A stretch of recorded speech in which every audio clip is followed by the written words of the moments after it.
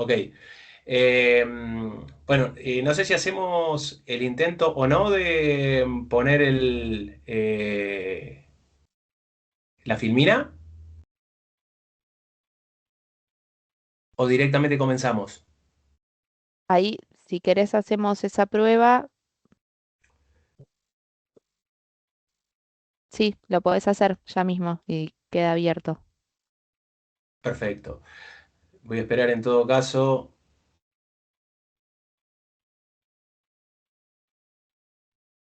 que me confirmen si efectivamente se proyecta. Sí, perfecto. Sí, se ve bien. ¿Sí?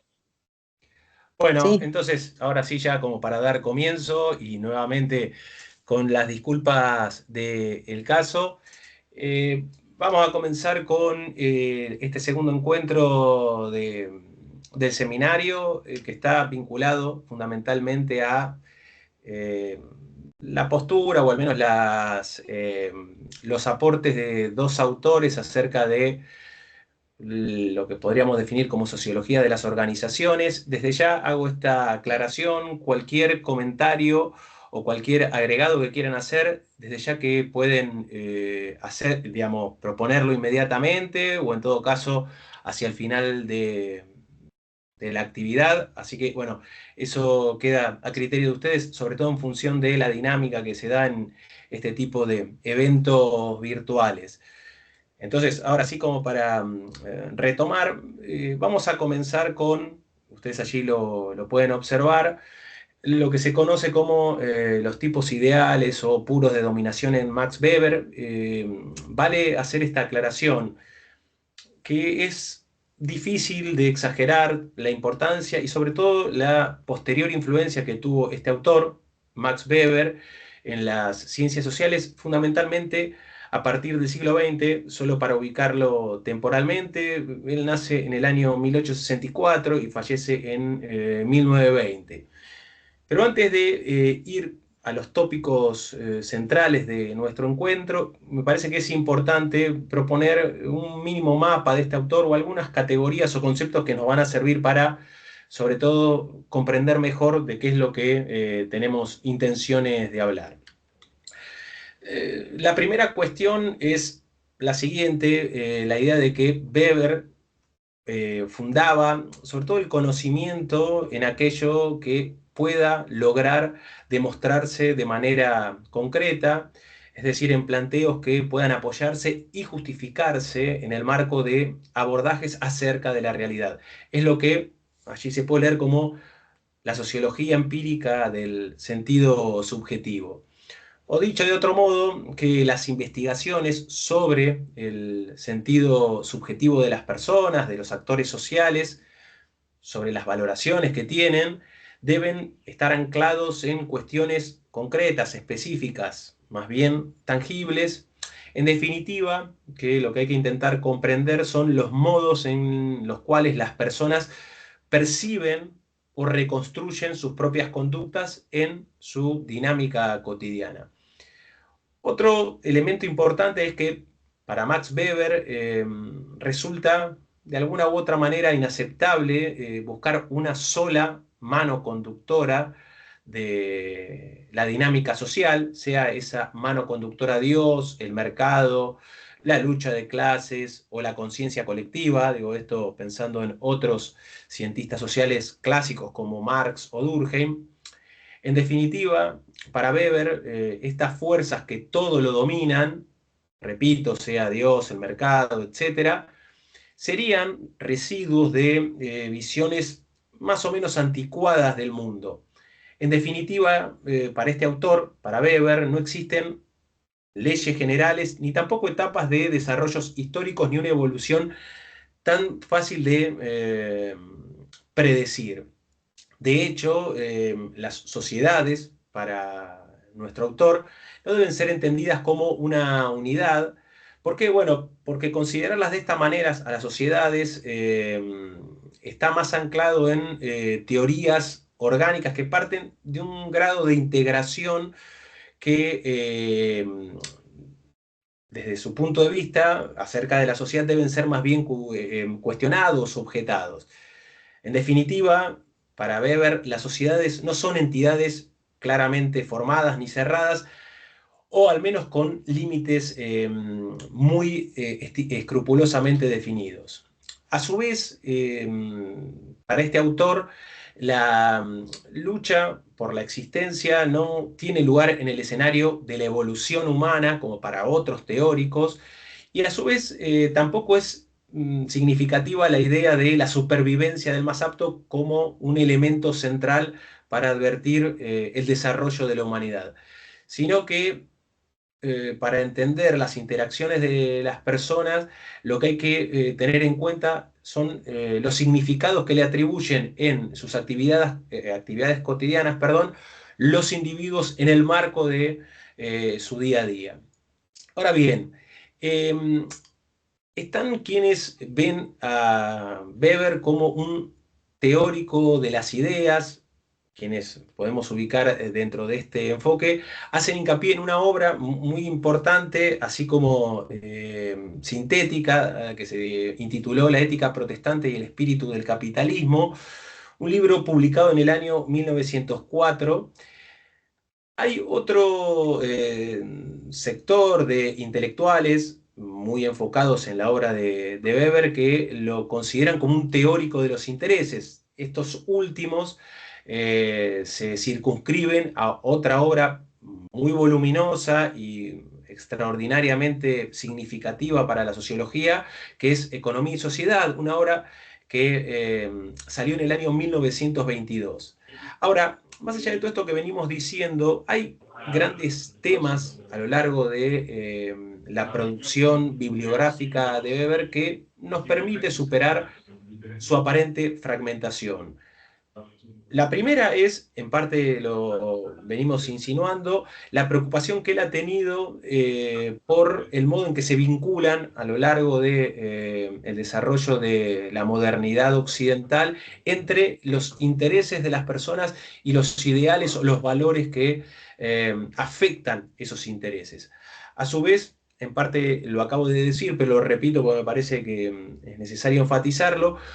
¿Cuál sería la particularidad o la singularidad de la modernidad occidental tal cual eh, nosotros estamos acostumbrados a concebirla? Además, el intento por analizar cómo las acciones de las personas se terminan de alguna u otra manera orientando a partir de ciertos valores, o incluso la focalización que ha hecho Weber acerca del modo en el cual las personas le terminan asignando u otorgando sentido a sus vidas. Eh, Luego, digamos, la importancia de la neutralidad valorativa y el lugar de los valores para este autor. Acá es importante dejar en claro que para Weber la sociología no debe descubrir un sentido, llamémosle, verdadero u objetivamente correcto de la existencia, sino que las ciencias sociales deben basarse en criterios nítidos que permitan observar, a su vez comparar o tratar de analizar en términos comparativos los fenómenos que se están estudiando. Esto, para Weber, no es sencillo, fundamentalmente porque somos individuos o seres culturales, y como consecuencia de ello, por ser individuos, incluso los cientistas sociales, individuos o seres culturales, en muchas situaciones o en muchas ocasiones, hechos y valores suelen o pueden resultar algo confuso. Acá lo que se advierte es la clara influencia que sobre Weber ejerció un filósofo alemán, Friedrich Nietzsche, que, entre otras afirmaciones, solía sostener que no existen hechos realmente, sino más bien interpretaciones acerca de esos hechos. En síntesis, para Weber, el sociólogo lo que debe intentar distinguir no solo son las conclusiones basadas en los hechos concretos, sino o diferenciarlas de las valoraciones que existen acerca de esos hechos. Diferenciar o distinguir estos dos elementos, repito, las conclusiones basadas en hechos específicos, tangibles, y las valoraciones que generan esos hechos, es imprescindible, sobre todo para evitar confusiones o tergiversaciones. Y ahora sí, antes ya de comenzar específicamente con el contenido de nuestro encuentro, eh, Weber centró su atención en los diversos modos en los que las personas tienden a actuar conjuntamente, como por ejemplo organizaciones, tal cual sería el caso del Poder Judicial, y cómo esas actuaciones terminan produciendo, generando regularidades, hábitos, costumbres o rutinas. Y es precisamente a partir de los tipos ideales elaborados por este autor que se pretende o se busca identificar y analizar esas regularidades, esos hábitos o esas costumbres. Vale hacer esta aclaración, que es sumamente importante, y es que los tipos ideales, tal cual los ha formulado en su momento Max Weber, tienen que servir sobre todo para ordenar coherentemente la realidad y como consecuencia de ello intentar interpretarla y luego explicarla. Por lo tanto, y esto nuevamente como una nota a pie de página, como una suerte de asterisco, los tipos ideales no existen nunca en estado puro en la realidad. ¿Por qué? Bueno, porque en definitiva son una herramienta, son un instrumento organizador para procurar analizar por qué las personas se comportan como se comportan. Ahora sí, entonces demos como el primer paso en torno a el contenido específico de nuestro encuentro, que tiene que ver con los conceptos más relevantes asociados a las interacciones que se pueden dar en el marco de una sociedad y más específicamente de instituciones u organizaciones. De allí que para Max Weber la primera cuestión central es tratar de definir de qué hablamos cuando hablamos de poder, que sería, según su propia definición, la probabilidad de imponer la propia voluntad dentro de una relación social, aún en contra de la resistencia de esas personas que deben obedecer. A su vez, y ustedes esto lo pueden allí leer, la dominación que sería, o que podríamos concebirla como la posibilidad de encontrar obediencia a un mandato concreto entre personas dadas en una circunstancia específica.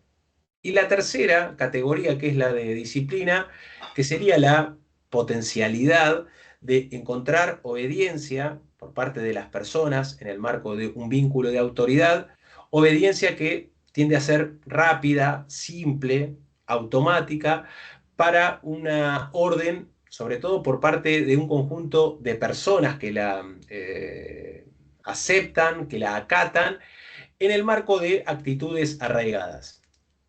En este sentido, el concepto de poder es, desde el punto de vista weberiano, sociológicamente amorfo o complejo, es decir, se trata de toda situación, un poco tratando de reforzar lo que veníamos diciendo, decía que se trata de una situación que pueda colocar a alguien en la posición de imponer su voluntad a otras personas. A su vez, el concepto de dominación tiene que ser más bien preciso y solo puede significar la probabilidad de que un mandato sea efectivamente obedecido. Y el concepto de disciplina encierra el de una suerte de obediencia habitual por parte de personas sin que, al menos de manera habitual, generen resistencia o crítica al respecto. En definitiva, al menos como para hacer un sumario de todo lo que, o de recapitular lo que estuvimos diciendo hasta recién, para Weber, poder implica ante todo una capacidad potencial de imponer la voluntad y esta capacidad se encuentra ligada a la complejidad de las relaciones humanas. Y su ejercicio o implementación puede ser, desde su mirada, más o menos caótico. Por ello, la idea de dominación, que es lo que él va a tratar de oponer frente al concepto de poder, lo que supone es una relación de mandato y de obediencia que está sustentada en ámbitos institucionales y administrativos. Perdón, yo escucho de fondo, no sé si algún tipo de voz, no sé si es para comentar o no. presupuesto de la escribanía, porque a mí Mateo me había pasado algo de 8 millones de pesos. Perdón, nuevamente, no sé. Muy por arriba, y bueno, esa parte que yo mejor como para después hablar con él. No sé si hay alguien que pueda comentar algo, porque. Bueno, continuamos entonces. Y retomo lo que estaba diciendo, la idea de que la dominación supone una relación de mandato y obediencia que se sustenta fundamentalmente en ámbitos institucionales y administrativos, como por ejemplo podría ser el Poder Judicial. Ahora vamos a tratar de pensar en ejemplos tangibles o concretos al respecto de esto que puede ser un poco abstracto. Y decía, al ser estructurada la dominación es clasificable en tipologías ideales que permiten la interpretación y la comprensión de esos vínculos de autoridad. Por lo tanto, la dominación supone una relación social específica, es decir, una manifestación más sofisticada de poder.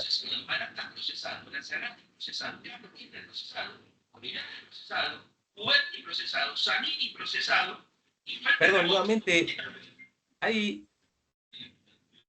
Se escuchan voces. Está procesado, acá hoy, está procesado, muy bien, por malversación del bono. Listo. Mira, se te está condenando. Hay voces, bueno, no sé.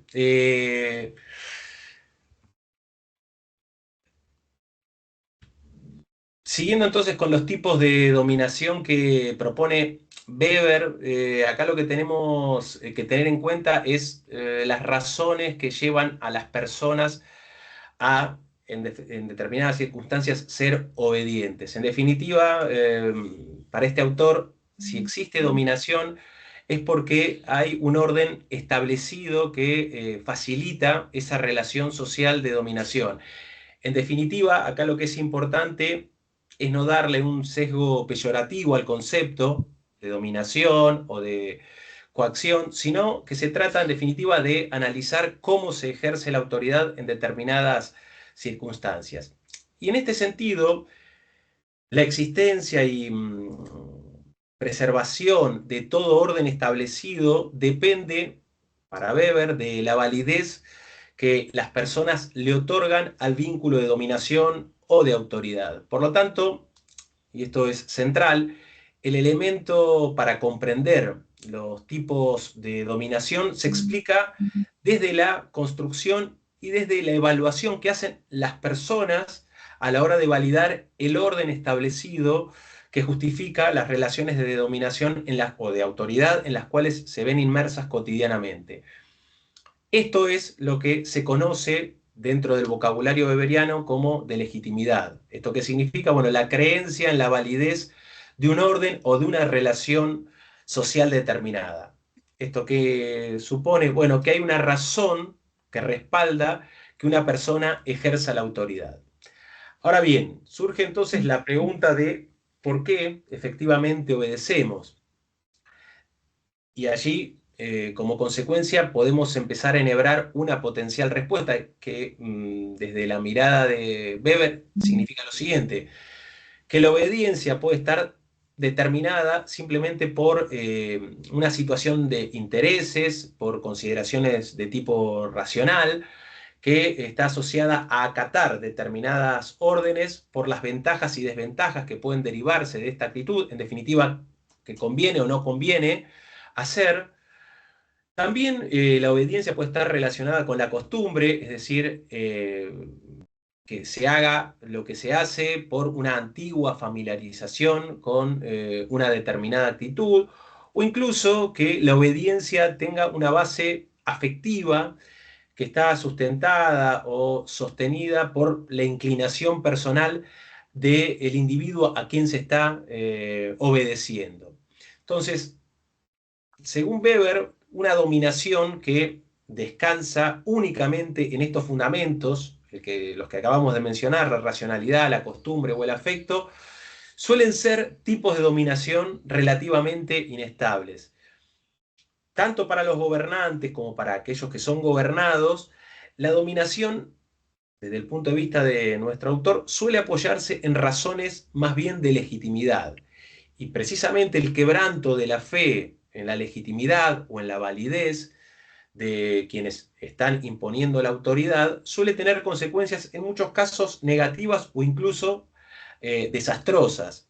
Y al respecto, este autor considera que hay tres grandes bases legitimadoras de la dominación o del ejercicio de la autoridad. La primera de ellas, como ustedes pueden allí observar, es la de la dominación legal.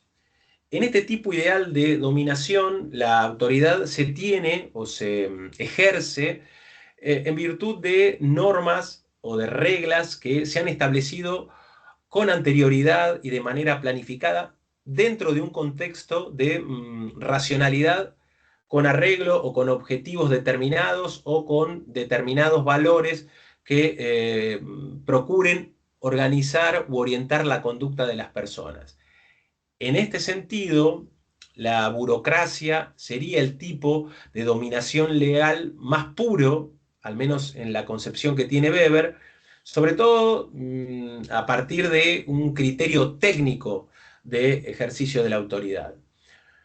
Igual cabe hacer esta aclaración, ninguna dominación, ningún ejercicio de autoridad es meramente o exclusivamente burocrático, es decir, que ninguna organización burocrática está integrada solo por funcionarios reclutados y nombrados mediante reglamentos. Siempre puede haber, como seguramente ustedes estarán al tanto, favoritismos o alguna relación con contactos o capital social acumulado que ciertas personas puedan utilizar.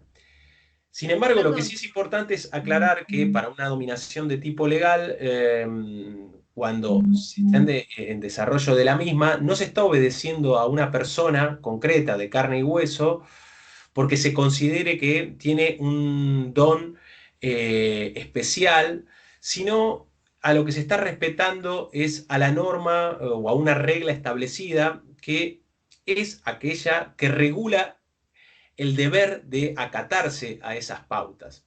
Incluso el que manda, quien decide lo que decide, como consecuencia de lo cual hay ciertas personas que deben obedecer, al emitir una orden, dicha autoridad lo que está obedeciendo en definitiva es una regla de la organización a la cual pertenece. Y el tipo... Perdón, ¿puedo Sí, hacer un comentario solo muy chiquito como para... cómo El, no.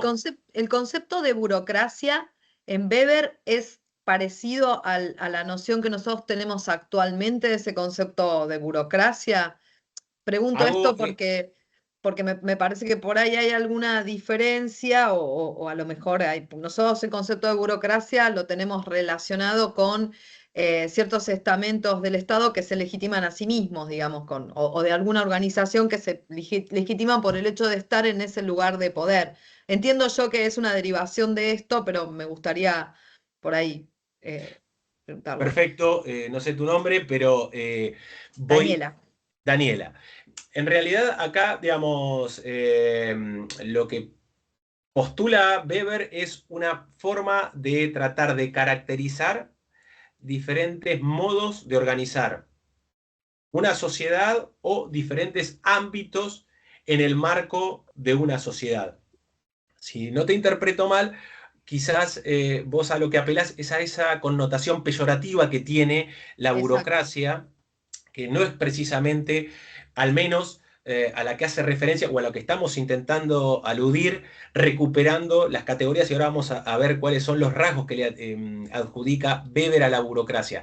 Sí, quizás lo vamos a observar en la segunda parte que está vinculada a la propuesta de Robert Merton acerca de, llamémosle, las disfuncionalidades o las consecuencias deleterias de un modo burocrático de organizar una institución o una organización. Entonces, Te en agradezco mucho principio, porque está muy sí, relacionado, nosotros estamos muy acostumbrados a la palabra burocracia o a tenerlo relacionado. Yo formo parte, digamos, de la defensoría oficial, y bueno, muchas veces cuando se usa la palabra burocracia, en este momento se le atribuye un sentido peyorativo o, digamos, de algo que se valida por sí mismo y que está en la estructura, pero que no, muchas veces eso, ¿no? Con carácter como anquilosado. Entonces, me parecía interesante, digamos, dejar en claro que este es como el concepto limpito, digamos, entiendo yo, un concepto que no tiene esa connotación en este planteo de Weber. Exactamente. De hecho, retomo o retrocedo un poco para, en todo caso, evitar malos entendidos. Acá estamos tratando de pensar tipos ideales, que serían los tipos ideales, categorías mediante las cuales poder comprender de la manera más correcta posible lo que efectivamente sucede en la realidad. Sin embargo, no es que estos rasgos o estas características que le vamos a atribuir a cada uno de estos tipos de dominación, en este caso el legal, efectivamente ocurran. Siempre hay tensiones entre algunos elementos teóricos que se le atribuye a una burocracia y después lo que efectivamente termina ocurriendo en la realidad, en el marco de una organización burocrática. Y nuevamente acá ya me adelanto, me precipito, cuando veamos digamos, los efectos no deseados de un tipo de organización burocrática, lo que se define es cuando se lleva al extremo un estilo de organización como esa, bueno, lo que genera es que, por ejemplo, quienes están al mando o quienes forman parte como autoridad de una organización burocrática, en muchos casos se olvidan de quienes deberían ser las personas a las cuales brindarle un servicio. Y es allí donde quizás, y esto según los contextos y según las circunstancias, se empieza a tomar sentido la definición o la connotación negativa de una organización burocrática. Pero digo, para seguir un poco en la línea de los argumentos, empezando por Weber y ya después iremos no solo a Merton, sino a algún ejemplo que quizás a ustedes les pueda resultar más familiar, simplemente vale la pena hacer o enumerar las características que para este autor tendría un tipo de organización burocrática. La primera es que el personal administrativo lleva a cabo las actividades que realiza de modo regular, de forma pautada. ¿Esto qué significa? Bueno, que está claramente definido el ámbito de la competencia de cada uno de los funcionarios y funcionarias. Esto, insisto, ustedes lo pueden trasladar o hacer una suerte de vaso comunicante con lo que pasa en el Poder Judicial. No es que cada uno, en principio, puede hacer lo que se le antoje, sino que hay cierta regulación y además cierta organización a partir de lo cual hacen lo que hacen y se delegan o no se delegan funciones. A su vez, dentro de una organización burocrática, las normas que rigen las conductas del personal, la autoridad, las responsabilidades y aquello que de lo que deben responsabilizarse están consignadas por escrito. A su vez, la incorporación de funcionarios, de agentes a una organización burocrática se basa en la demostración de competencias, de aptitudes especializadas por medio de concursos o de exámenes previos que demuestren o al menos que confirmen que se tiene cierto conocimiento o cierto saber. En definitiva, el funcionario no posee ni los bienes ni el dinero del ámbito al que pertenece, del ministerio, de la oficina, del espacio en el cual trabaja. Entonces, teniendo en cuenta todo esto que venimos diciendo, para Weber, solo dentro del capitalismo moderno se encuentran organizaciones que se aproximan a este tipo ideal de organización burocrática en el marco de una dominación legal. Y de allí que la eficiencia de las organizaciones burocráticas para la realización de sus tareas sería la principal razón de su difusión y de su respaldo. Esto contrasta la dominación de tipo legal vinculada a una organización burocrática con la dominación tradicional, que se basa en la creencia, siempre dentro del modelo teórico de Weber, en la creencia en la santidad de las normas y de los poderes de mando que son heredados desde tiempos inmemoriales por quien ejerce la autoridad. Acá lo que existe más bien es una suerte de naturalización o de la idea de que como las cosas siempre se hicieron así, deben mantenerse de la misma forma.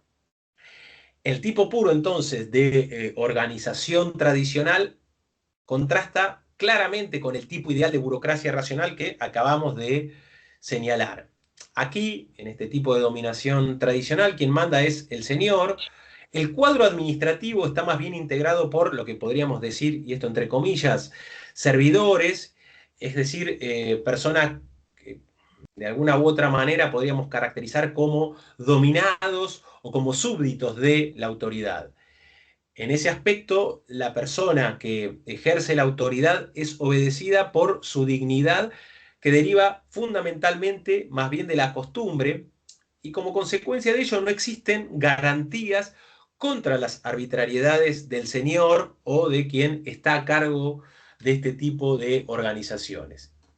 El cuadro administrativo en este tipo de dominación se compone de individuos que son personalmente dependientes, pueden ser parientes o amigos personales o individuos vinculados a el señor o a la autoridad que se relacionan por lazos fundamentalmente de fidelidad personal.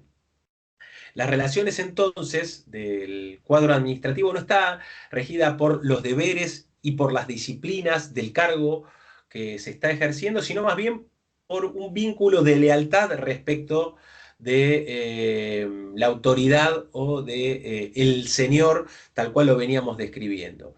De allí que para Max Weber los cuadros administrativos en el tipo de dominación tradicional pueden ser dos fundamentalmente, haciendo esta aclaración que Weber incluso sugiere la posibilidad de un tipo de dominación tradicional sin que exista efectivamente siquiera un cuadro administrativo, que es lo que conocemos como la gerontocracia. Ahora bien, dentro de los cuadros posibles, cuadros administrativos, dentro de un modo de dominación tradicional, tal cual los concibe Weber, perdón, es el de la estructura patriarcal. Aquí los medios de gestión son manejados totalmente en beneficio del señor o bajo su propia dirección. Ejemplo de esto en la bibliografía de nuestro autor sería el caso del sultanismo, que se caracteriza de alguna u otra manera por la presencia personal del gobernante en todos los asuntos del poder. Ahora, hay otra forma u otro cuadro administrativo que estaría ligado a la estructura estamental, ya acá diferenciada de la estructura patriarcal, en la cual los servidores ya no se consideran como propiedad personal del superior, sino de alguna forma independientes de él, es decir, serían personas que gozan de cierta autonomía y que le deben de alguna forma retribución a la autoridad. Ejemplo de esto que acabamos de decir sería ya una etapa más vinculada al feudalismo. La tercera dominación, o el tercer tipo de dominación ideal de Weber, o propuesto por este autor, es la dominación o el tipo de autoridad carismática, que es completamente diferente a las otras dos que señalamos. El tipo puro de dominación carismática es un tipo, si se quiere, excepcional o extraordinario.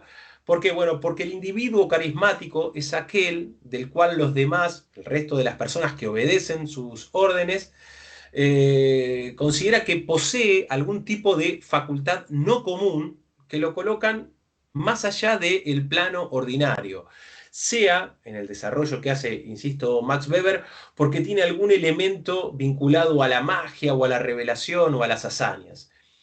En definitiva, y esto es lo más significativo, no es que importe realmente que ese individuo posea esas facultades mágicas, revelatorias o heroicas, sino que lo que es imprescindible es que haya un grupo de personas que le atribuya ese poder o esas aptitudes. En definitiva, esto es lo que de alguna manera facilita que esa relación de autoridad sea efectiva. Las tres figuras carismáticas que sugiere Max Weber son las del caudillo, la del profeta religioso y la del demagogo. Y aquí entonces la administración, dice Weber, si es que se puede hablar específicamente de algo así, como un cuadro administrativo, carece absolutamente de reglas, sean tradicionales, como en uno de los tipos que acabamos de señalar, o sean legales, racionales, como en el primero de los tipos ideales que mencionamos. Entonces, la dominación carismática descansa o se apoya en la fe que se tiene acerca del profeta o en el reconocimiento que consigue el caudillo o el demagogo, sobre todo de modo personal. Y acerca de la causa o del rechazo que tiene este modo de dominación sobre o en relación a lo rutinario y a lo cotidiano, es que para que el carisma o la relación carismática que ofrece el líder con quienes obedecen sus órdenes tienda a perpetuarse, lo que necesita con el paso del tiempo es lo que se define como la rutinización del carácter, que implica o exigiría la reconfiguración de la autoridad carismática en línea o al menos en dirección a que se transforme en una organización de tipo tradicional, como la que mencionamos, o legal, también como la que hacíamos referencia hace un momento. Y si se quiere un ejemplo actual de este tipo de dominación, es decir, un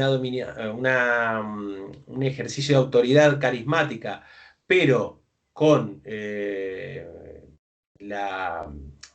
desenlace de cierta rutinización con una orientación tradicional, puede ser lo que ocurre en la actualidad con la República Popular de Corea del Norte. Digo para advertir que muchas de estas categorías de Weber que pueden parecer inasibles, abstractas o sumamente teóricas, pueden servirnos incluso para analizar situaciones, coyunturas o procesos actuales. Decía del supuesto, del ejemplo de la República Popular de Corea del Norte, porque, digamos, lo que existe allí, a partir del desenlace de la Segunda Guerra Mundial, es un liderazgo muy especial, muy particular, que surge con Kim Il-sung, que es el considerado hasta el día de hoy presidente eterno de la República, el cual fue sucedido por su hijo, Kim Jong-il, que en el año 2011 fallece, y al cual también sucedió quien es el actual líder supremo de Corea del Norte,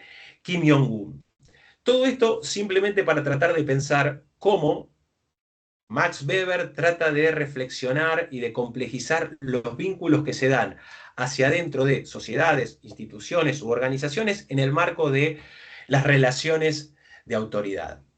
Ahora sí, por si acaso llega a haber algún comentario, observación, simplemente me detengo un segundo antes de comenzar con lo que sería el segundo tramo de nuestro encuentro, que está relacionado a la propuesta de Robert Merton en un escrito cuyo título ustedes allí lo pueden leer, que es Estructura burocrática y personalidad, o lo que podríamos pensar precisamente, y un poco reflotando lo que planteaba Daniela, el lado B de la burocracia.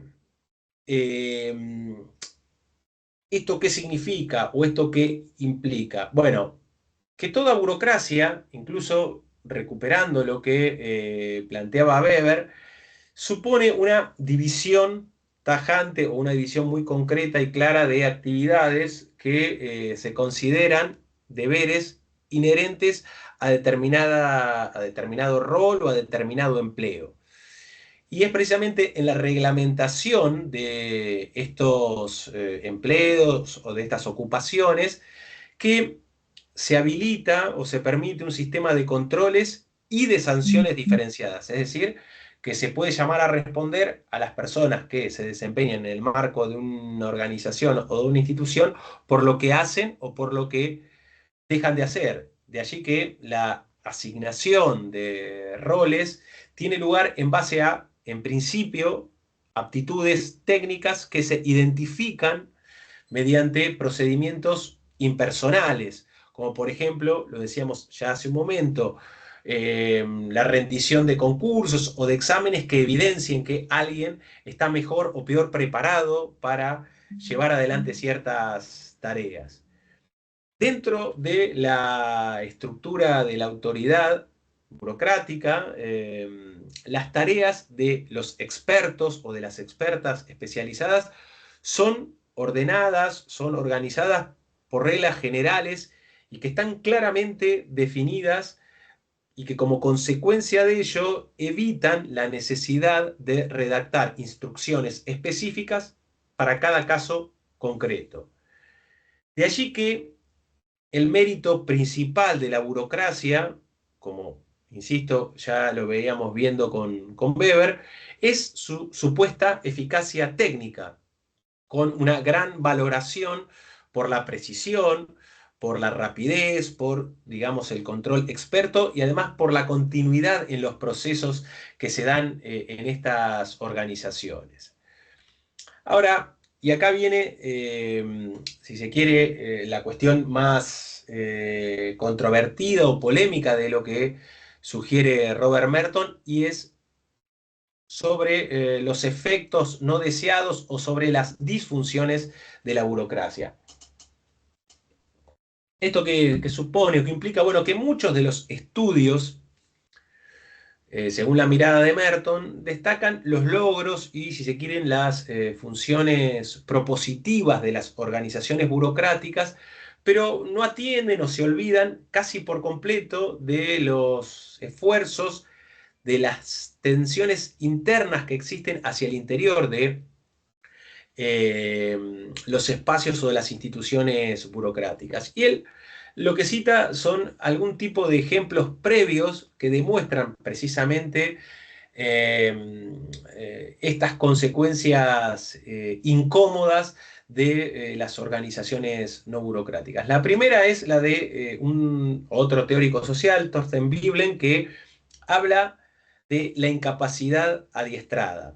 Incapacidad adiestrada que se refiere al estado de cosas en el marco del cual los talentos en un momento determinado se transforman en actitudes o en comportamientos insuficientes. En definitiva, son actos basados en adiestramientos y en destrezas que fueron aplicados con éxitos en el pasado, pero que pueden resultar reacciones inadecuadas en circunstancias nuevas. Es decir, cuando las personas que trabajan en una institución se siguen comportando como se comportaban permanentemente en función de las rutinas, de las tradiciones, pero que sin embargo, cuando existen demandas nuevas, no saben ajustar sus conductas a esos nuevos reclamos. En definitiva, dice Veblen, una flexibilidad insuficiente en la aplicación de destrezas o de capacidades o de habilidades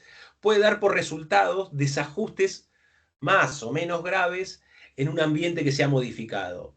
Un supuesto más bien cotidiano o que nos puede resultar familiar a quienes estamos ahora acá es que chistes, humoradas o comentarios graciosos que hace 20 o 30 años podían ser festejados, quizás hoy son básicamente censurados. A su vez, también Merton en el texto sugiere el concepto de John Dewey acerca de la psicosis profesional. Psicosis profesional que descansa en observaciones o en efectos bastante parecidos al de la incapacidad adiestrada que recién mencionábamos. ¿Esto qué significa? Bueno, que como consecuencia de sus rutinas cotidianas, las personas que trabajan en diferentes organizaciones adquieren preferencias, hábitos, antipatías, incluso hasta discriminaciones que se forman o se configuran como el orden natural de su trabajo cotidiano. De allí que la psicosis profesional se desarrolla, si se quiere, mediante exigencias que al individuo que trabaja en un ámbito burocrático lo tensiona respecto de aquellas nuevas demandas que se le están exigiendo. En definitiva, por diferentes razones, está la estructura burocrática que termina ejerciendo una presión constante sobre el funcionario para que esto sea metódico, sea prudente, sea disciplinado en relación a lo que se venía haciendo o al orden establecido dentro de ese espacio, pero que no termina simpatizando o empatizando con el conjunto de personas que recurren a solicitar algún tipo de respuesta cuando la coyuntura o el contexto se modifica. En definitiva, si la burocracia funciona eficazmente, lo que debería alcanzar es un grado alto de fiabilidad en su conducta o en la conducta de quienes forman parte de dicha burocracia. En definitiva, un grado extraordinario de conformidad con las normas prescritas en esas organizaciones. Ahora, cuando las organizaciones tienen ciertas reglas que no se condicen con las necesidades de la sociedad, que les está exigiendo algunas modificaciones, ahí lo que puede existir es una tensión entre su funcionamiento, insisto, el de la organización, y el de las personas de a pie que reclaman el servicio. Y por último, la adhesión a las reglas, que en definitiva tiene un vaso comunicante con todo esto que veníamos hablando, es decir, de las incapacidades adiestradas y de la psicosis profesional. Decía, la adhesión a las reglas que son concebidas originalmente como un medio, dichas reglas, y que por diferentes circunstancias se transforman en un fin en sí misma. ¿Esto a qué apela? Bueno, a que surge esta adhesión a las reglas cuando hay un proceso de desplazamientos de las metas por las cuales un valor que inicialmente fue instrumental y se termina convirtiendo en un fin en sí mismo. Después lo podemos desarrollar o incluso hasta conversar. Algo que ha ocurrido, sobre todo en las diferentes reformas procesales que se han dado en nuestro país y en algunas jurisdicciones en particular, la idea de la celeridad judicial, que en principio fue sugerida o fue argumentada como una herramienta para tratar de mejorar la administración de justicia. Ahora, cuando esa agilidad, esa mayor expedición en la respuesta, más que transformarse en un elemento para mejorar la administración de justicia, se vuelve algo que en sí mismo, más allá de los efectos o de las consecuencias que genera, debe lograrse, bueno, se puede pensar como una suerte de adhesión a las reglas en función de esto que plantea el mismo Merton. Ahora, también este autor sugiere o propone lo que allí está definido como fuentes de superadhesión o de superconformidad.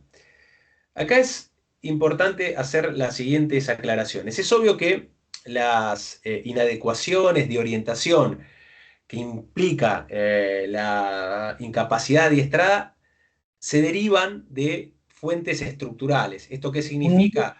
Que los individuos que trabajan en una organización terminan adaptándose a las exigencias de ese ámbito más que la capacidad que tienen esos individuos, individualmente hablando, por modificar los rasgos o las características de la burocracia a la cual pertenecen. Ahora, este proceso, según Merton, puede recapitularse o puede sintetizarse de la siguiente manera. Como primera cuestión, una burocracia o una organización burocrática eficaz exige una estricta observancia de las reglas, como ya lo dijimos o como ya lo tratamos de señalar para el caso de Weber y también para la formulación que hace Merton. Ahora, esta observancia de las reglas lleva a que dichas reglas se transformen en absolutas, es decir, que se las respete casi de manera irreflexiva, sin pensar en las consecuencias que genera respetar dichas reglas. Esto que estamos señalando, ¿qué es lo que impide? Bueno, la rápida adaptación a circunstancias especiales que no están claramente previstas en quienes redactaron o en quienes escribieron dichas reglas generales. Así, los mismos elementos que conducen a la eficacia en general de las organizaciones burocráticas pueden producir ineficacia o incluso descontento frente a casos específicos. A su vez, existe lo que el mismo Merton llama como la vida oficial del burócrata. Y acá nuevamente hago la aclaración, porque quizás es importante, de burócrata tenemos que pensarlo como el individuo que trabaja en una organización, sea cual fuera, no de manera, no denostando a esa categoría. Entonces, la vida oficial del burócrata, en los términos de Merton, está planeada para él como una carrera graduada, como una carrera progresiva a través de la cual existen dispositivos organizacionales de ascenso por antigüedad, pensiones, aumentos de sueldo, etcétera, todo lo cual está destinado a ofrecer incentivos para que quienes integran esa organización actúen de manera disciplinada y en conformidad con las reglas oficiales. Acá podemos pensar en lo que se concibe habitualmente como la carrera judicial. En función de esto, perdón, hago un comentario a título personal. La idea, en función de muchas entrevistas que he realizado a actores judiciales, decía de la importancia que tiene, por caso, no hacer olas en el marco del trabajo habitual o cotidiano para que, eventualmente, si hay alguien que aspire a algún ascenso, eso no le juegue en contra a la hora de no transformarse en un individuo discordante, siempre pensando en lo que se debe hacer o lo que no se debe hacer, lo que corresponde o lo que conviene llevar a la práctica en el trabajo diario. Sin embargo, el espíritu de cuerpo, o lo que también consideramos o conocemos como el corporativismo, que se desarrolla en estas situaciones, lleva con frecuencia al personal, es decir, a quienes trabajan en las distintas organizaciones burocráticas, a defender sus intereses, fundamentalmente, y no tanto a priorizar las necesidades de, podemos decir, los clientes o quienes van a recurrir a esos servicios. En el caso de el ámbito de la administración de justicia, podrían ser los justiciables. De allí que, al respecto, los funcionarios burocráticos suelen identificarse sentimental y socialmente con el modo de vida de sus colegas. Es decir, que quienes forman parte de una organización burocrática conviven y a su vez poseen ámbitos de socialización comunes, que pueden ir desde estas actividades cotidianas hasta otras recreativas, barrios que comparten, escuelas a las que, si es que tienen hijos o hijas, llevan a los mismos. Entonces, lo que se genera, en los términos de Robert Merton, es un orgullo de gremio, así lo define él, que los induce a ofrecer resistencia u oposición a los cambios en las rutinas consagradas. Por lo menos a los cambios que desde el interior del ámbito burocrático se consideran que están impuestos desde el exterior, es decir, desde otros grupos o desde otras fuentes de presión. Acá lo que nos encontraríamos sería también a la convencional y célebre familia judicial. Ahora, también existe la importancia, y acá, antes de ya ingresar en la última parte, al menos de la presentación, hay otro rasgo de la estructura burocrática que es lo que se concibe como la despersonalización de las relaciones. Perdón, me había anticipado en la filmina. ¿De qué se trata la despersonalización de las relaciones? Bueno, que el tipo de comportamiento que en principio se reclama del individuo que trabaja en una organización burocrática está asociado o apoyado en las normas de impersonalidad y de estandarización. La idea de no apropiarse del conflicto, de las necesidades o incluso de las aflicciones de quien viene a reclamar algún tipo de servicio. Sin embargo, el cliente, en el caso del ámbito judicial, el justiciable, que si se quiere de manera bastante razonable o comprensible, está convencido de que las características especiales de su problema ameritan que sea analizado y abordado de forma específica, se termina enfrentando con precisamente el tratamiento impersonal y estandarizado que exige el ámbito burocrático. De allí que la conducta estereotipada, que es un elemento medular de las organizaciones burocráticas, no se adapta, por lo general, con las exigencias de las problemáticas individuales. Entonces, el tratamiento impersonal de asuntos que son de gran importancia personal para el cliente, nuevamente, para el ejemplo que nosotros podemos pensar, para el justiciable, puede dar lugar al señalamiento o a la acusación de cierto destrato, de cierta indolencia contra el individuo que forma parte de la organización. Llamémosle burócrata, llamémosle actor judicial. En definitiva, el burócrata actúa como un representante del prestigio de la organización a la que pertenece. Y en su papel oficial, en principio, está investido de la autoridad de dicha organización en la cual trabaja. Esto que lleva a veces a una actitud real o aparentemente distante que puede no ser bien vista por, nuevamente, el cliente o el justiciable. De allí que la burocracia está organizada como un espacio que provoca relaciones secundarias formales. Y como el grupo está orientado hacia esas normas estandarizadas de impersonalidad, y acá se suma otra dimensión, cualquier falta de sometimiento a estas normas secundarias de las que venimos hablando puede despertar rechazo en quienes se han identificado con la legitimidad de esas normas impersonales.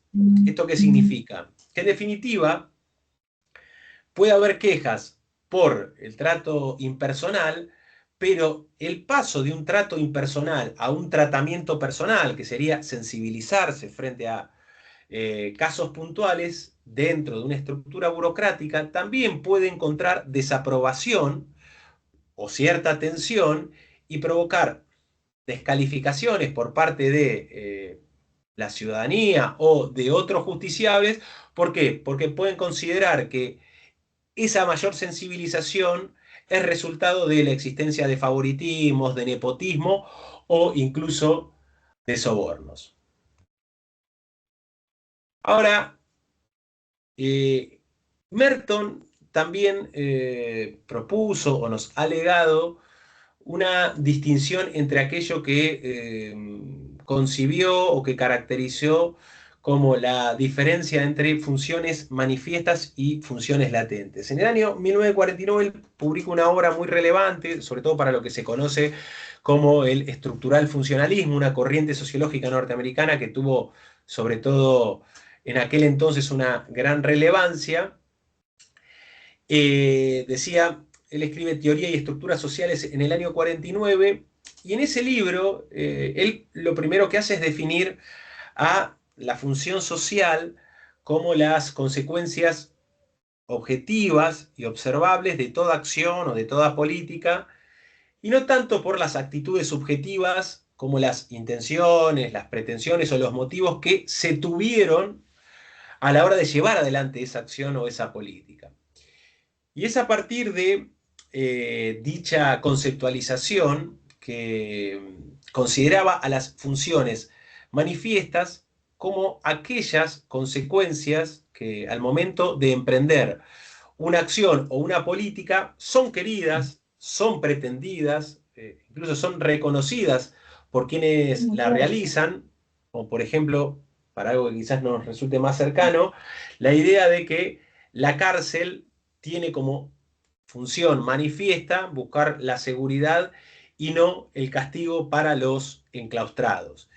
Y incluso según la regulación de la ejecución penal, deberían contribuir incluso a mejorar la conducta de los internos, esto es más bien todo lo asociado al paradigma rehabilitador. Ahora bien, si nosotros admitimos o adherimos a este planteo, las funciones manifiestas de la cárcel rara vez o muy excepcionalmente logran materializarse.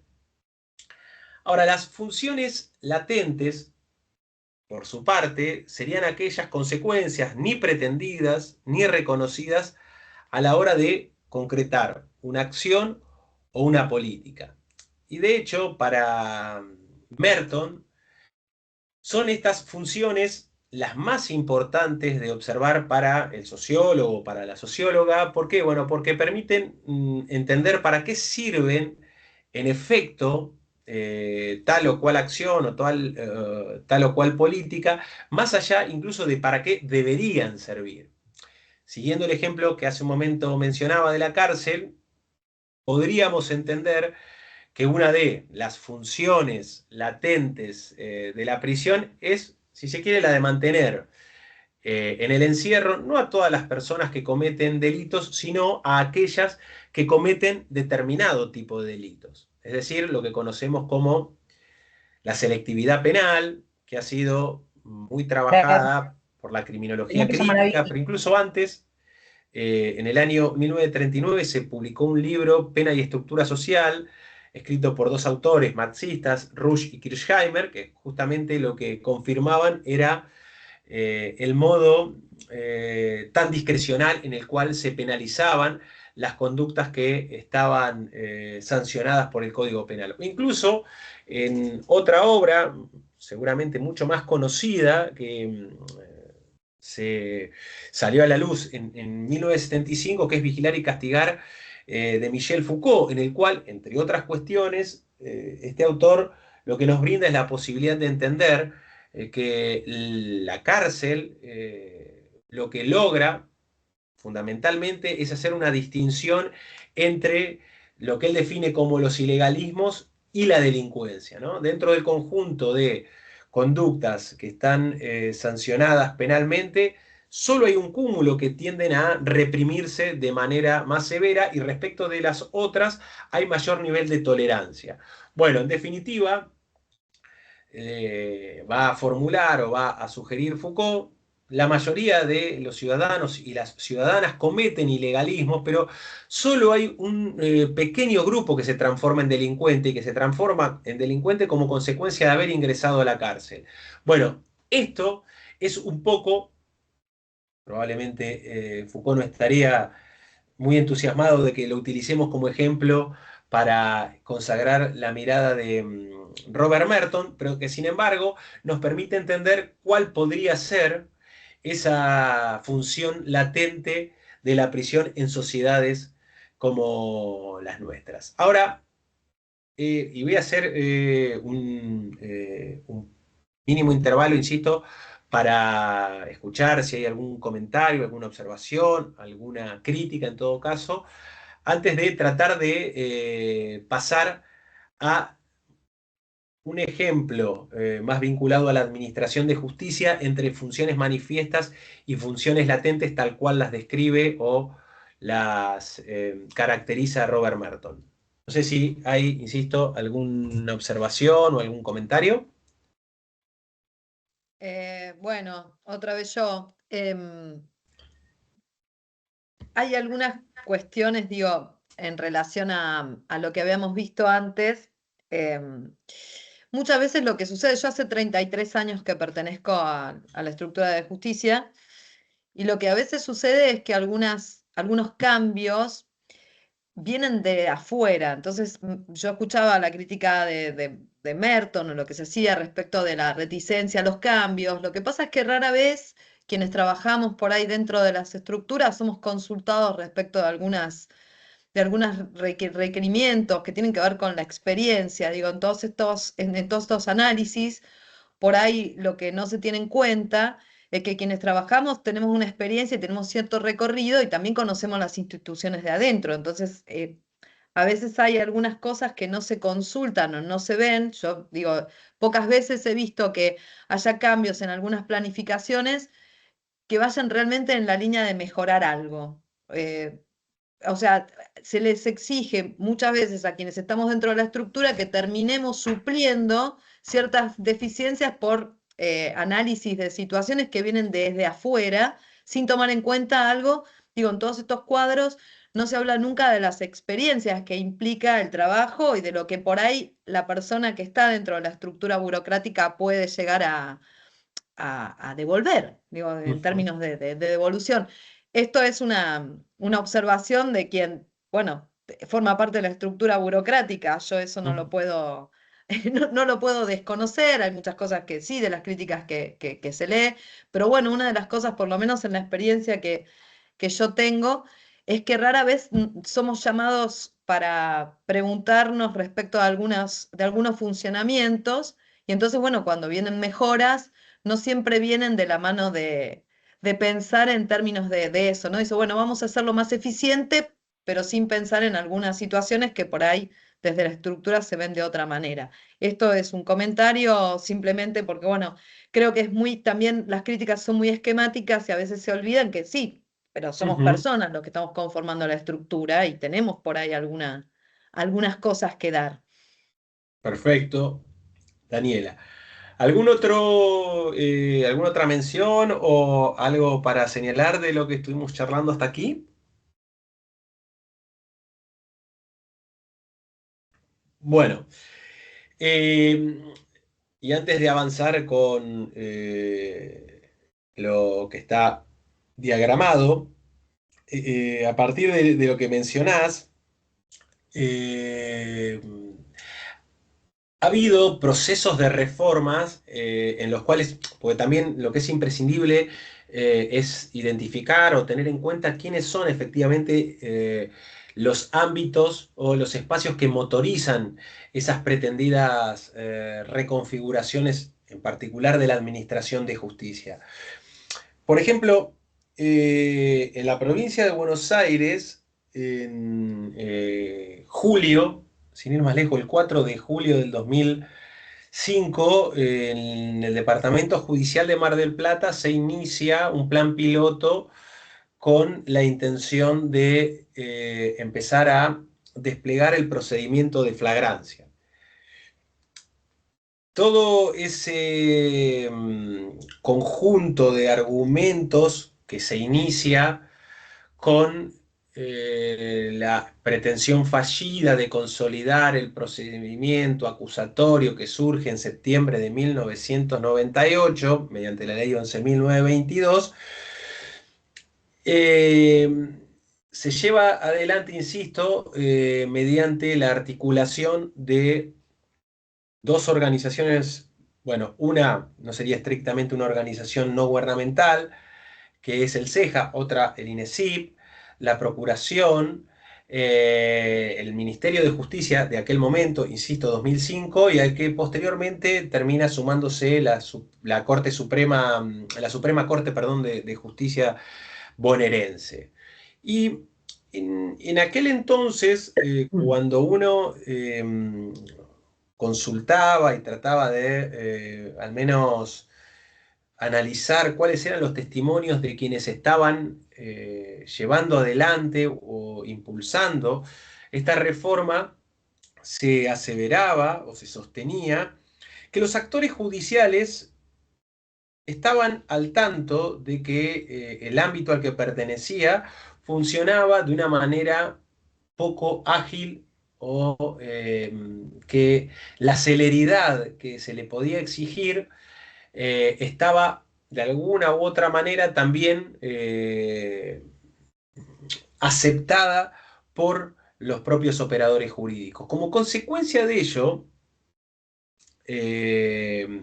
hay una expresión muy recordada de Marx que decía acerca de la complejización del concepto de ideología, que decía acerca de los individuos, no saben lo que hacen, pero aún así lo hacen. Mutatis mutandis, lo que, al menos desde la representación que existía por parte de los impulsores de la reforma de aquel entonces, lo que se señalaba es que los actores judiciales sabían muy bien lo que hacían y aún así lo seguían haciendo.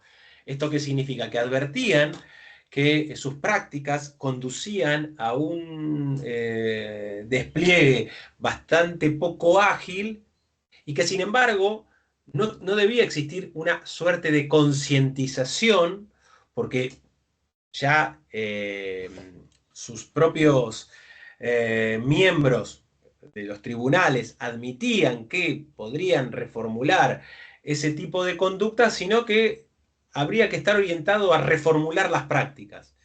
De allí que se generaron una serie de capacitaciones mediante las cuales, sobre todo, persuadir a los operadores jurídicos de las ventajas o enormes bondades, ahora vamos a avanzar en esa línea, de las audiencias tempranas en relación del uso de los expedientes.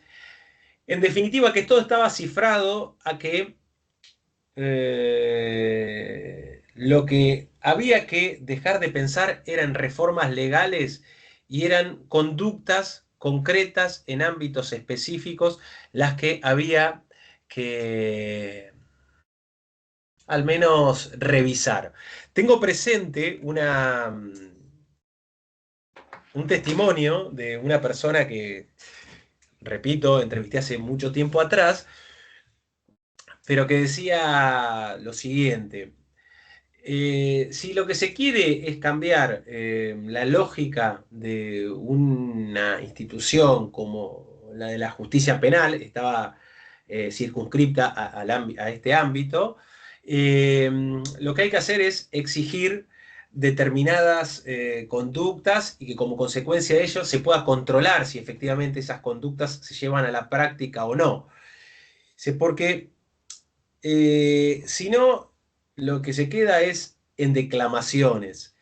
Y mencionaba a esta persona a la cual entrevistamos, decía, porque si no, quedamos en cuestiones que no tienen demasiada entidad a la hora de lograr cambios o modificaciones concretas. Porque si no, dice, yo conozco a actores judiciales que son por la mañana sumamente represivos porque o condenan de manera severa o nunca otorgan una excarcelación, y a la tarde cuando dan clases son absolutamente abolicionistas. Y de allí con cierta ironía planteaba, o en todo caso lo que tenemos que hacer es modificar los horarios, poner los tribunales por la tarde, que es cuando son abolicionistas, y que den clases por la mañana, que es cuando son draconianos.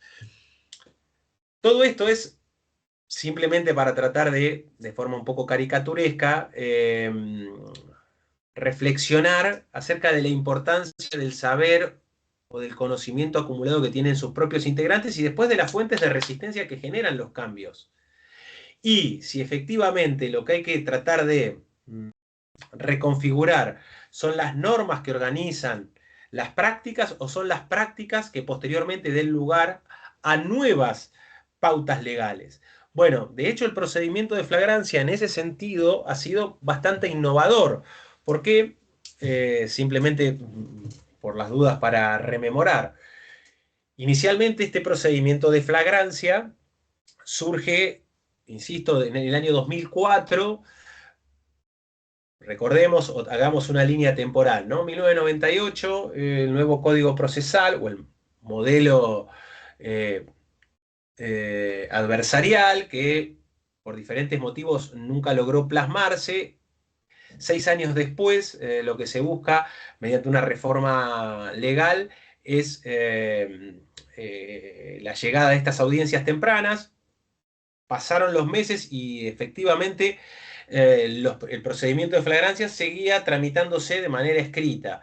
Como consecuencia de ello es que en el año 2005 lo que se busca es decir, bueno, si las transformaciones legales existieron, pero las prácticas siguen siendo las mismas, entonces lo que tenemos que modificar efectivamente es el trabajo cotidiano, las rutinas de los propios actores judiciales. Entonces, bueno, se llevó adelante dicho plan piloto, se consideró exitoso en aquel entonces, se expandió al resto de la provincia de Buenos Aires y, bueno, luego, como consecuencia de todo esto que estamos describiendo, se volvió a plantear una nueva legislación a modo de protocolo frente a casos que eran definidos como flagrancia. Entonces, de allí que si es importante o no tener en cuenta lo que piensan los propios integrantes de una organización o de una institución, que no solo es opinable, sino que es necesario discutir, también es cierto que hay ámbitos que ejercen mayor capacidad de resistencia a ciertas modificaciones y otros que son más permeables. Razón por la cual no hay una regla general que permita dar una respuesta ecuménica al respecto. Sin embargo, esto que planteas, Daniela, al menos, y esto lo digo a título personal, es un elemento muy importante porque en definitiva son quienes efectivamente después pueden llevar a la práctica o pueden efectivamente consolidar una reforma legal si es que consensúan o consideran que es razonable hacerlo. Entonces, sí, muy de allí cortito. que, o conjuntamente con esto que venimos diciendo, también es necesario explorar quiénes son efectivamente las instituciones, las organizaciones o los sectores que motorizan esas reformas. Porque a veces pueden considerar que quienes integran, en este caso el ámbito judicial, ya fueron escuchados y en realidad no hay demasiada posibilidad de manera consensuada de lograr los cambios, sino que hay que imponérselos, porque incluso hasta los propios operadores jurídicos admiten que podrían trabajar de manera más ágil de lo que trabajan, y en otros casos probablemente, si se quiere implementar de esa forma tan drástica alguna modificación, es muy factible que sus propios integrantes la rechacen y como consecuencia de ello, o bien nada cambie, o bien, como se llama, ¿no? Como siempre aludimos al gatopardismo, cambie algo para que todo el resto de las cosas se siga manteniendo de la misma manera. Así que no sé si Daniela o alguna otra persona quiere comentar algo al respecto. No, yo iba a ser muy cortita. Yo trabajo en la defensa civil. La defensa civil tiene sus particularidades porque, bueno, en general es como la pariente pobre de la defensa, esto lo digo hace muchos años.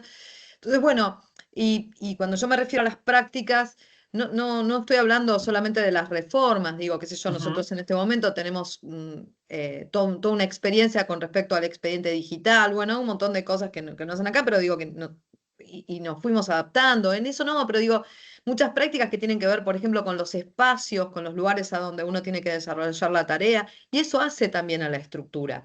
No se trata solamente de decir, bueno, vamos a acomodar esta legislación y vamos a modernizar, sino que todo tiene que ver con una práctica que está también, digamos, arraigada en los edificios, en los medios con los que uno cuenta. Hay un montón de cosas que por ahí no solamente se pueden ver desde el lugar de, bueno, vamos a hacer esta reforma porque esto moderniza. Digo, muchas veces uno dice, admitimos que podríamos ir más rápido o que no fuimos tan eficientes o tan eficaces en la cuestión del tiempo que tenemos para resolver alguna cosa o para atender a cierta cantidad de público, pero bueno, también hay que ver en qué espacio se está desarrollando esa tarea, cómo se desarrolla, con qué cantidad de personal contás en ese momento. Digo, hay un montón de cuestiones que a la hora de instrumentar a veces diera la impresión de que no se tienen en cuenta. Y no es que, digamos, no siempre tiene que ver, yo conozco un montón de compañeros que entran al horario y se van 4 o 5 horas después del horario que corresponde para tratar justamente de que el trabajo no se acumule, de empezar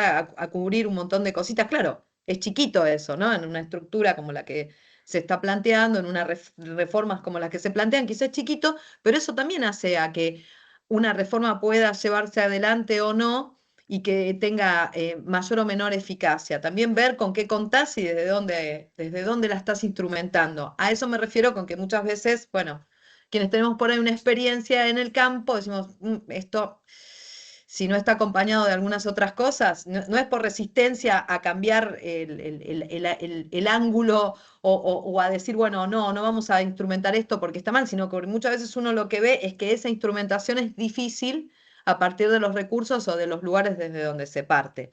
Y entonces, bueno, se le exige por ahí al componente que está en el campo, al que está en la trinchera, como que le decimos nosotros, una adaptación, una sobreadaptación a cuestiones de que seguimos con los mismos instrumentos y estamos pretendiendo instrumentar una reforma que tendría que ir acompañada de una cantidad X de computadoras, a eso me refería cuando hablaba de una cuestión más general, por ahí, nada, pero no quiero capitalizar la clase, simplemente poner eso No, por favor, de aparte que manifiesto. esto también lo hace un poco más dinámico, de allí que también si hay alguna otra observación, desde ya que es bienvenida y celebrada, pero un poco tomando en consideración esto que estabas planteando y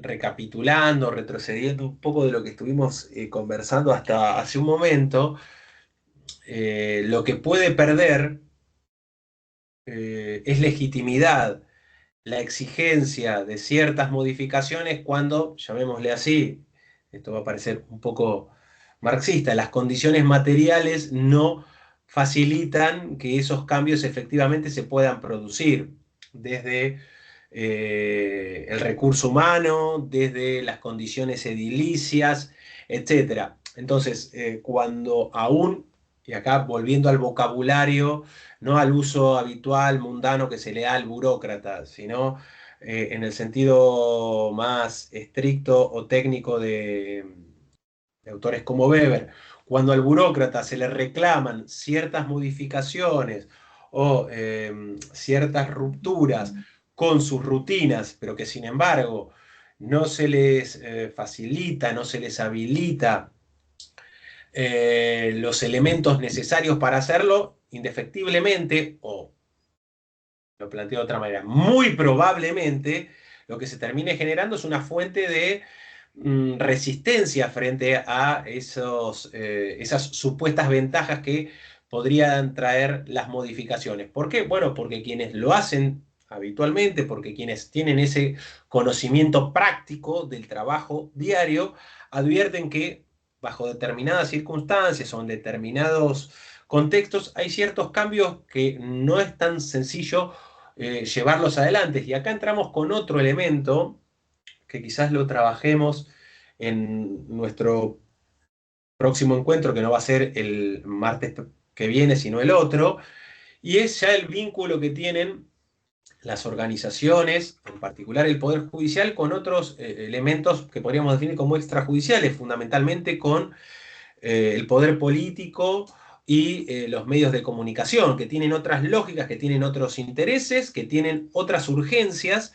Y acá no lo estoy planteando ni para pontificar ni para demonizar a ninguno de estos ámbitos, sino que cuando entran en relación y eventualmente en colisión, la capacidad de que se imponga uno u otro, lo que demandan los medios, lo que exige la arena política y lo que puede el ámbito judicial, bueno, en algunas circunstancias puede confluir, puede canalizarse de manera más o menos armónica y coherente, y en otras realmente no. Y como resultado de eso, lo que puede provocar es precisamente que cuestiones jurídicas después se terminan traduciendo en enfrentamientos de otra índole que eventualmente no contribuyan necesariamente a una buena consecuencia.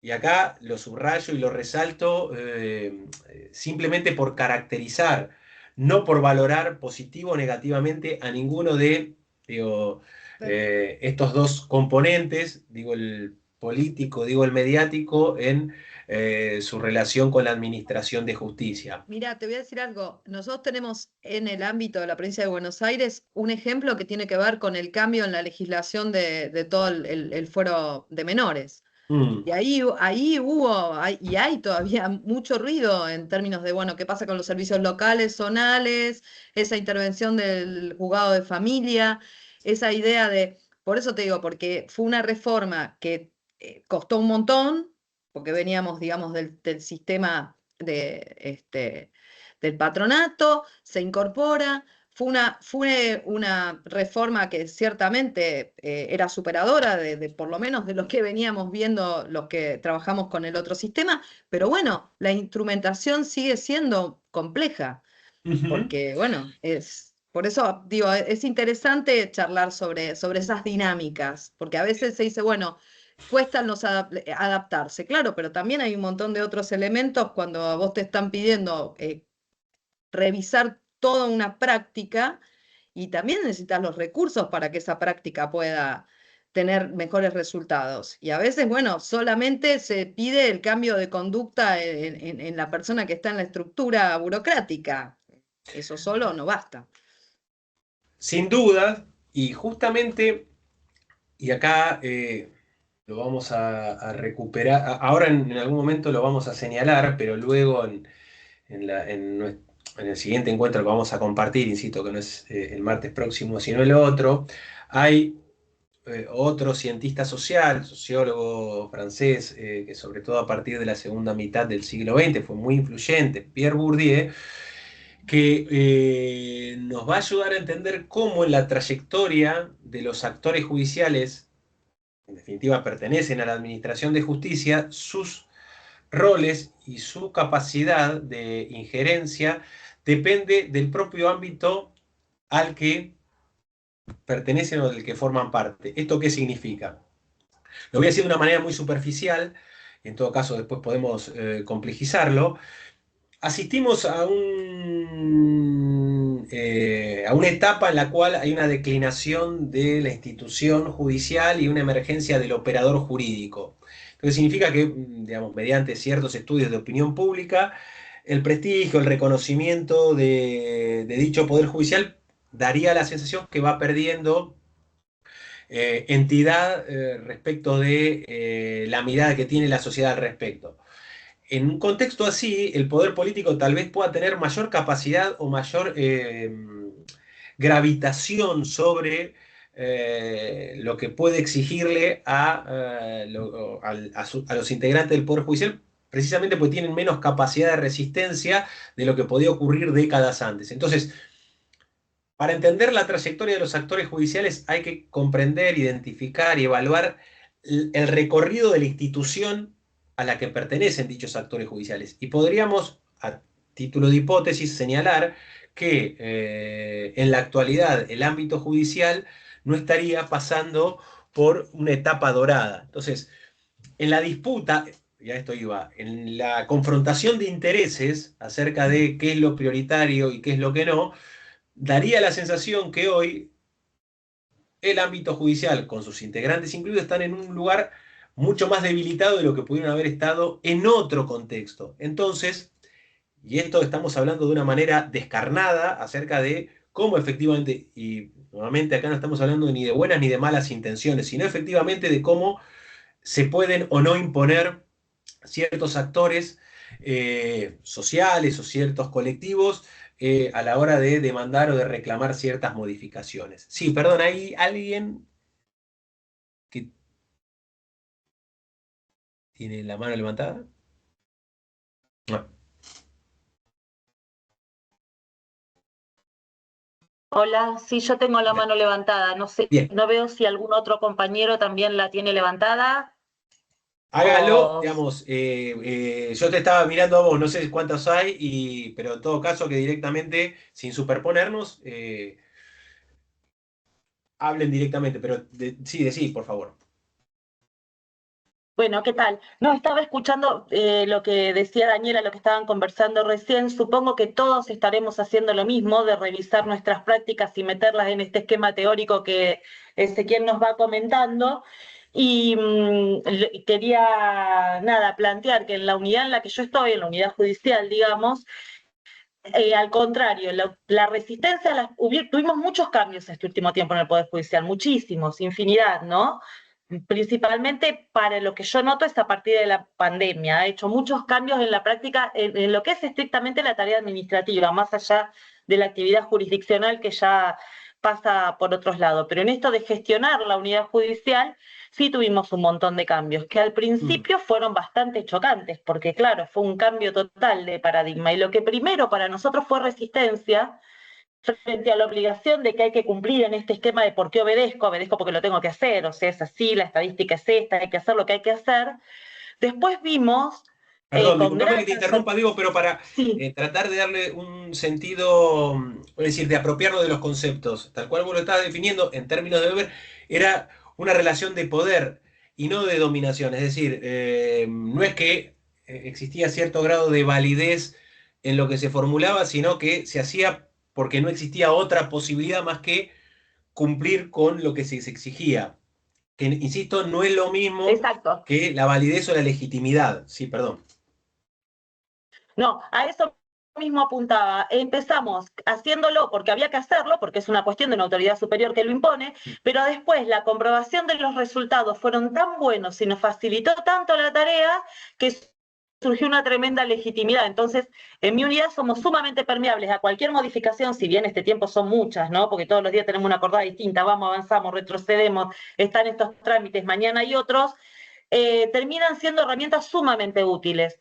Entonces, esto tendiente también a pensar si el cambio viene de afuera o en realidad viene de nosotros mismos. Me parece que si uno se puede pensar como parte de una unidad mucho más grande que el pequeño espacio que ocupa, no es tan heterónoma la modificación y demás, y por ahí la resistencia cede. Calculo que cada uno habrá hecho su experiencia personal, por supuesto, tienen que ver las departamentales, los fueros, la actividad que cada uno hace. Yo soy, hablando de hermanos pobres, yo soy titular de un juzgado de paz, así que estamos en la misma línea que con las defensorías civiles. Sin embargo, tenemos gran confianza en la legitimidad de los cambios que se van imponiendo, ya no por una cuestión de autoridad, sino por una cuestión de que realmente podemos comprobar que nos facilita enormemente la tarea cotidiana, nos permite cumplir con los objetivos que nosotros mismos nos vamos poniendo. Eso nada más. Perfecto, muchas gracias. ¿Tu nombre, perdón? Vanessa. Vale, digamos, ya muy valioso lo que vos comentás.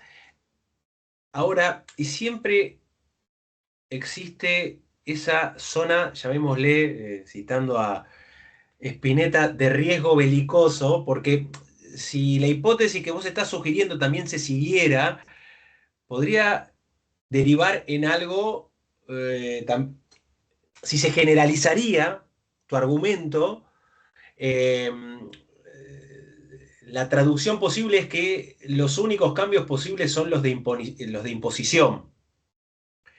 En el sentido de que, bueno, había rechazo, pero después como lo hicimos, dado que no teníamos ningún otro margen de maniobra y el resultado fue exitoso, entonces, digo, a veces lo delicado que es y la importancia de los diagnósticos a la hora de, y acá ya podemos salir estrictamente del Poder Judicial y pensar en cualquier tipo de institución, cuando se quiere hacer un cambio, qué papel debe cumplir la mirada de los propios integrantes, porque a veces validar todo lo que dicen, todo este conocimiento acumulado del que hablaba Daniela, puede ser un vicio, porque si no, digamos, las modificaciones en una institución serían prácticamente imposibles, y después, cuando tiene que haber quizás algún momento en el de cierta exigencia más allá de todos los obstáculos que plantean los mismos integrantes, porque si no, todo se mantendría en el mismo statu quo. A lo que voy es todo esto para señalar que no hay ni categorías universales que puedan tener efectividad en cualquier tipo de organización y a su vez en el contexto o en la coyuntura en la cual esa institución o esa organización pretenda ser modificada. Solo por eso, que es un sendero es un desfiladero muy angosto, siempre, porque el hecho después de conseguir efectivamente cierto grado de adhesión por quienes integran una institución, depende, tal cual lo planteaba Vanessa, de advertir que en algún momento empieza a tener efectividad todo eso que inicialmente generaba de alguna u otra manera rechazo. Es decir, no hay una receta absoluta para cambios en organizaciones, sobre todo tan complejas y tradicionalistas como es el Poder Judicial. Perdón, ¿hay alguien más levantando la mano? Que yo veo acá al menos, ¿no? Hola, ¿qué tal? Buenas tardes. Mi nombre es Laura. ¿Cómo te va? Bien, uy, se me apagó la cámara, perdón. No hay problema. Bueno, aunque no se me vea. Coincido, digamos, con Daniela, creo que ya estuve en otro curso y no sé si por ambas pertenecer a la situación de defensa en particular. Y también coincido con Vanessa en cuanto ahí estoy, a la imposición de ciertas cosas, y hablando de la burocratización. Nosotros pertenecemos a estructuras donde la planta es exactamente la misma de hace 20, 30 años, ¿no? La verdad ya no sé qué cantidad de años para atrás. Y los justiciables, digamos, en lo que es la defensa civil, generalmente, o sea, te derivan una persona y queda, se van reproduciendo de una manera. Y más allá de las computadoras, de todo lo que se impuso durante la pandemia, el personal es el mismo, o sea, las plantas no aumentaron. Entonces tenemos coexistiendo la atención personal, la videollamada, las reuniones, la expresión telefónica, los juzgados con audiencias telemáticas, con audiencias presenciales. Y si bien hay un movimiento en cuanto a un cambio y que se agilicen a través de todos estos medios telemáticos, la realidad es que la persona es la misma. O sea, yo no puedo estar presencial en una audiencia telemática en otra, responder un teléfono y atender presencial a quien vino. Ni yo ni nadie, no lo digo por mí en particular. Entonces, nada, estoy repensando todo lo que estás diciendo porque como si es imposible abstraerse de la realidad de uno de todos los días. Es imposible, porque o sea, hay adelantos tecnológicos que eventualmente impedirían ciertas cuestiones burocráticas, pero que en realidad, al momento de los bifes, por decirlo de alguna manera, la persona que tiene que dar una respuesta es una. No se amplió la planta en 2 o 3 o en 4 personas como estaríamos necesitando de acuerdo a la cantidad de gente que estamos atendiendo o a las personas que estamos patrocinando. Entonces, qué difícil es esa situación, porque estamos permeables a esos cambios, pero los mismos que de siempre, por decirlo de alguna manera. Perdón, ¿tu nombre era? Laura. Laura, Laura. Bien. Si interpreto bien, vos lo que considerás es que creció más la demografía poblacional que la demografía judicial. Y eso indefectiblemente trae consecuencias en la gestión cotidiana de los conflictos o de las problemáticas que tienen que abordar. Sí. Bien, entonces siguiendo esa línea... O sea, teníamos de cliente a una persona, cuota alimentaria para sus hijos, esos hijos ya tienen 18, 20, 22, tienen hijos, y entonces, nada, en Quilmes, por ejemplo, las defensorías civiles genéricas son 3 y hay otras 2 especializadas.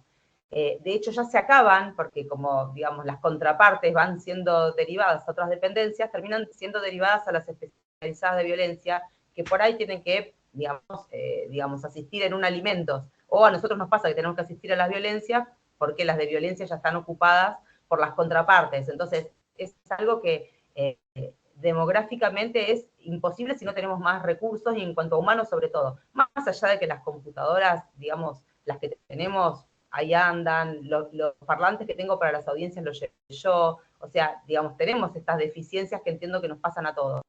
Pero la cantidad de gente es imposible la atención, por cualquier medio, o sea, presencial o por cualquier tipo de medio. Entonces eso también hace que se burocratice, porque puedo darle una respuesta con un mail, la cédula no volvió, escríbame en 15 días y evito que venga, y se lo contesto en el momento. Pero, ¿cuánto tardo yo en responder ese mail atendiendo también a las que vienen presencial a la dependencia. No sé, Perfecto. no sé cómo se termina de desarmar ese rulo. No, es que, nuevamente ingresando en el océano beberiano, siguiendo un poco tu línea argumental, Laura, en realidad, situaciones así lo que le quitan es validez o legitimidad a un tipo burocrático de organización. O dicho de otra manera, que si se les exige o reclama, bien digo, a quienes integran al menos ciertos ámbitos de la administración de justicia algún tipo de cambio, pero ese tipo de modificaciones que se reclaman o se exigen se dan en situaciones que para sus propios integrantes las consideran arbitrarias, injustas, discrecionales, o al menos que no cuentan con el respaldo imprescindible. Bueno, hay probablemente dos escenarios: la de vivirlo como una sujeción respecto de la cual no se puede hacer nada y entonces la debemos cumplir, en términos de Weber, un vínculo puro y duro de poder, o la otra es la resistencia frente a las reconfiguraciones que se pretenden desde una mirada externa del ámbito judicial, sea que esté motorizada por alguna organización no gubernamental, por la arena política, por ciertos reclamos de los medios de comunicación. Bueno, pero toda esta galaxia de reclamos, exigencias, necesidades, se terminan dirimiendo en algún momento a partir de quién se puede imponer dentro de todos esos actores que confluyen en la necesidad o no de ciertos cambios. Y también por eso es importante, que ya lo vamos a dejar para nuestro próximo encuentro por la hora, que es, lo dije ya e insisto con lo siguiente, la importancia que quizás en el trabajo práctico, en la cotidianeidad, es indefectible que cada quien se sienta como protagonista de su propio destino, que en definitiva lo es. Ahora, si uno se abstrae mínimamente o si trasciende a su propia subjetividad, lo que también resulta importante es ver no solo la propia trayectoria, sino el recorrido o el itinerario de la propia institución a la que pertenecemos o donde trabajamos, cuánta fortaleza tiene o cuánta debilidad en función de otros componentes o de otros elementos que exigen o que pretenden a esa propia institución en la que estamos o a la que pertenecemos de ciertas prácticas o de ciertos hábitos. Y allí es donde podemos empezar a divisar o a identificar mejor las relaciones de poder o de legitimidad de las que hablábamos al inicio cuando aludíamos al vocabulario elemental de Weber respecto de la disciplina, la autoridad o la dominación, la legitimidad y el poder. Que además, insisto, es algo que no se puede responder de manera categórica y que nos sirva para cualquier circunstancia, sino simplemente para lograr comprender mejor el propio destino dentro del destino al ámbito organizacional al cual pertenecemos, ¿sí? Para ni indignarnos necesariamente o gratuitamente, ni tampoco sublevarnos, ni por otro lado docilizarnos innecesariamente. Bueno, todas esas graduaciones pueden surgir, pero dependerán también de la coyuntura en la cual nosotros desarrollemos nuestras tareas, nuestros trabajos. No sé si hay hago este adelanto, la última parte del encuentro de hoy va a ser el inicio, como hay una canción que dice, empiezo por el final. Bueno, vamos a empezar en nuestro próximo encuentro por el final de este, por el horario, pero no sé si hay alguien más que quiera agregar o señalar algo sobre lo que estuvimos viendo hasta recién. Yo no veo a nadie, efectivamente, pero bueno, si es así. Bueno, entonces simplemente, obviamente un gusto haber compartido este encuentro, más allá nuevamente de los percances iniciales, esperaremos que la próxima no se repitan, que tengan una buena finalización de martes y bueno, nos vemos pronto, ¿sí? Bueno, Muchas adiós gracias. entonces. Chau, chau. Adiós. Hasta luego. Gracias, hasta luego. Chau, chau.